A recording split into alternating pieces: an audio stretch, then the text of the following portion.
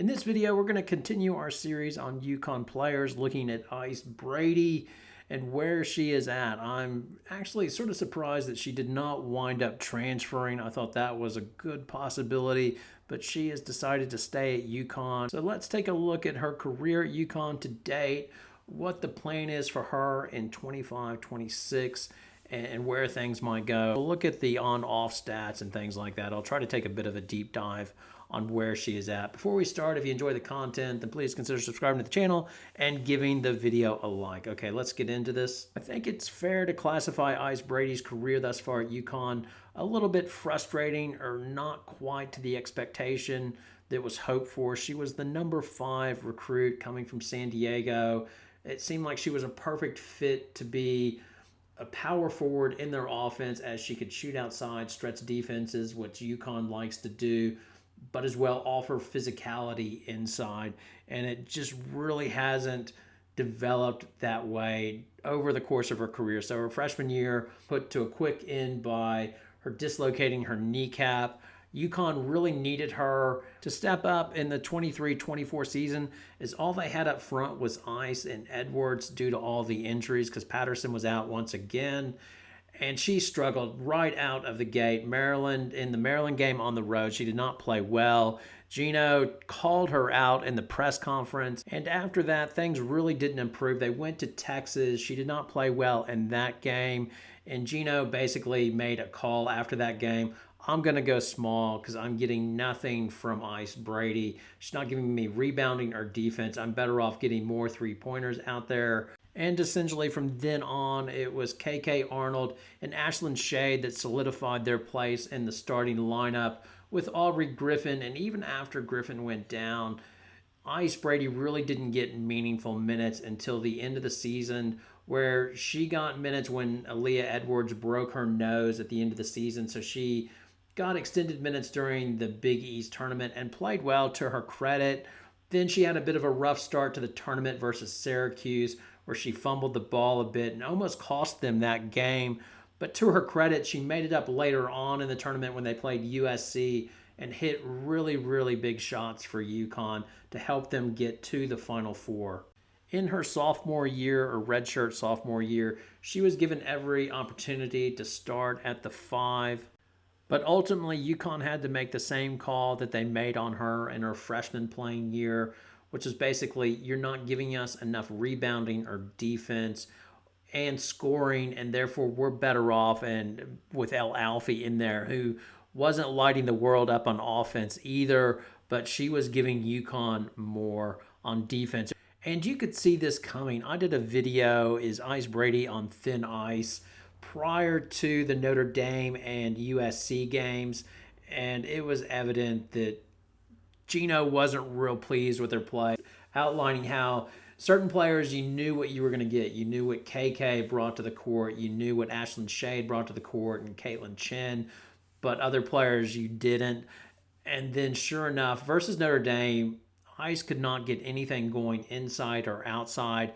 Versus USC, they just played off of her. In one of the press conferences, Gino outlined how she is struggling with her shot and didn't have much confidence in her shot. And it was clear in the on-off numbers that UConn played better defense with Jana El Alfie on the court, and were overall better with Jana El Alfie on the court. So Gino inserted Jana El Alfie into the starting lineup in late December versus Providence, and she remained in the starting lineup for the rest of the season.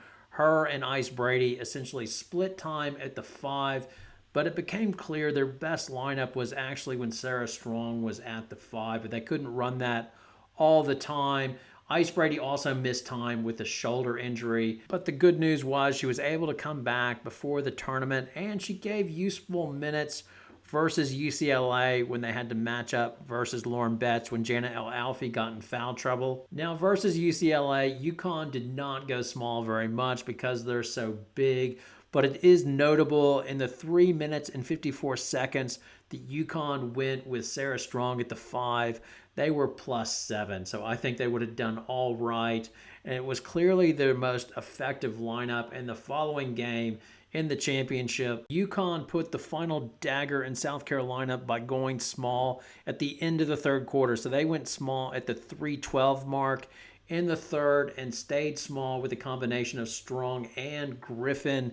And that lineup, up until the end of the game, until the last minute and 32 seconds, that lineup was plus 18. Now, prior to the tournament, Gino was optimistic that his big lineup would become more effective. To me, the best approach is just be honest with them. Say, look, they're not going to guard you right there, so you need to be able to make that shot. You know, that goes for anybody on our team. All right, we can't put you out there if you're not going to be able to make that shot. And so that's pressure. Well, yeah, because there's pressure in the tournament. And, you know, I learned a long time ago, if somebody's not going to be able to make that shot that we need you to make, then you're playing 5 against 4. So you're at a huge disadvantage. So when we play with a small lineup, we're playing 5-on-5 a lot of times. We're harder to play against. But we should be hard to play against with our big guys in there as well, right? You know, Ice gives us that opportunity. Like the other day, she knocked in the 3, right? If they know she's going to shoot those and there's a chance she's going to make a couple of them, that changes the defense 100%. So can we get more production from our big guys? Yes. Can we get better defense? Like it's gotten better all along. Yes. Yes, we can. We should be as good with our big lineup as we are with our small lineup. But all the analytics, all the metrics, our small lineup is what gives us the biggest differential. But we need to be good with our big lineup too.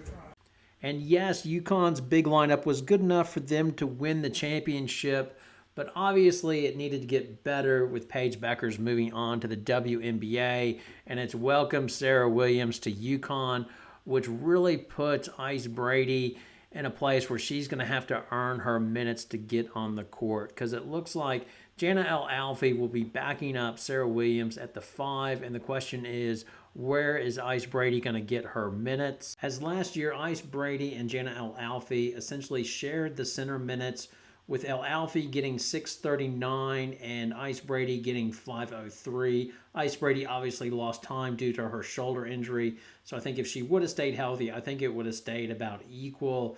And then Morgan Shelley, she had 318 minutes, and at times she would play the 4 as well. Now, Shelley's minutes went down in January, and then she was ultimately ruled out in February as she was battling a foot ankle injury that she ultimately had to have surgery for. But the on-off numbers between those 3 players reflects their impact, and for Ice Brady, it's not real good. So with Jana El-Alfi on the court, UConn was minus 2.7 net. The offensive rating was 117 per 100 possession versus 121 with her off. But defense, UConn only gave up 76.1 points versus 77 with her off. Ice Brady, offense was much the same to Jana El-Alfi at 117 with her on. And then the offense was better with her off at 121. But defense was the area. So with her on the court, UConn would give up 83 points per 100 possession. With her off the court, UConn was 73.8. So they were much better defensively without her on the court. Now, Morgan Shelley's numbers are better than Ice Brady as well. Granted, it's a limited sample as she only had 300 minutes, but net rating, she was minus 4.6. Offensive numbers were down slightly compared to Ice at 114. UConn would score per 100 possession, but defensive rating was higher as they would only give up 74.4 points per 100 possession with Shelley on the court versus 83 with Ice Brady on the court. Besides defense, the other number that UConn is much better with Ice Brady off versus on the court in comparison to Morgan Shelley and Jana El-Alfi is defensive rebounding. So UConn with El-Alfi got there, picked up 76% of the available rebounds, which is 98th percentile. With Shelley as well, they would get 74% of the available rebounds. But with Ice Brady, they would only get 68% of the available rebounds, which is 37th percentile. With her off the court, UConn's rebounding would go up to 76% of the available rebounds being taken by UConn. And here's the thing, Sarah Strong is obviously going to be UConn's four. Let's just take a quick look at her numbers. So her differential, she was plus 13.3. UConn's offense was out of sight at 123.7 with her on the court. Defense was great as well at 76.6 with her on the court. And she got a lot of minutes. So this is a fairly conclusive sample. And the question is, if Sarah needs a break, then who's going to back her up essentially? Is Ice Brady going to get those minutes, or will it go to Morgan Shelley or somebody else? But if they do put Strong at the five at times just to really give that look, which was so great last season, then it's hard to envision Ice Brady going in at the four. You think they would want Morgan Shelley or a make do for that can shoot from outside. And that's really going to make getting substantial time for Ice Brady tough in the upcoming season, which is not necessarily a bad thing for Ice Brady and UConn. The reason you go to UConn is you want to have competition and play with a great program. Well, this is her chance to compete for playing time, improve her game, and then she will get another chance either through injury. Hopefully that doesn't occur, but if it does, and that's a good thing for UConn that they have Ice Brady there, because in the past, when she's been required to step up, whether it be foul trouble in the UCLA game or if Edwards is out with a broken nose, she generally steps up when UConn needs her. Gino talked about this. When you need Ice, she usually steps up and does it. So it's good to have her, that depth on the bench. The other thing for her, if she works on her game, improves her game, mostly that includes becoming a better defensive player and defensive rebounder. But the other big one is shooting. If you look at the complex shot chart, she needs to get better at the top of the key because UConn likes to run a lot of dribble handoffs from up there. And overall, she just needs to regain the confidence in her shot. Can count on, which doesn't make UConn play 4 versus 5. If that happens, then that will set her up for her senior year. So I don't think it's necessarily a bad thing that Ice Brady did not transfer out. I think Gino makes a good point when he talked about his players transferring out. He's like, nobody's really transferred from the UConn program and had significant success elsewhere. If you can't do it here, then you're probably not going to do it elsewhere.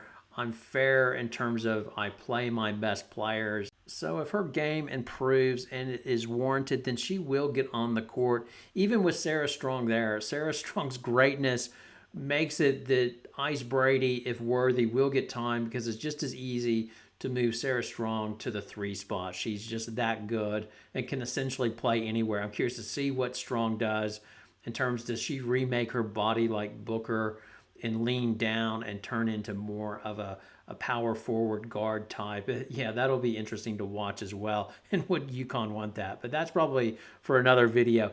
Anyway, I'll leave it over to you. Do you think, like me, the main goal for Ice Brady in the 25-26 season is to rebuild her game to set her up for her senior year? Or do you think I have this wrong? Do you see Ice Brady being in the starting lineup in the 25-26 season? All your comments, your feedback. Again, I'll continue with this series if people keep watching and want it to come. Thanks a lot for watching. Have a great night.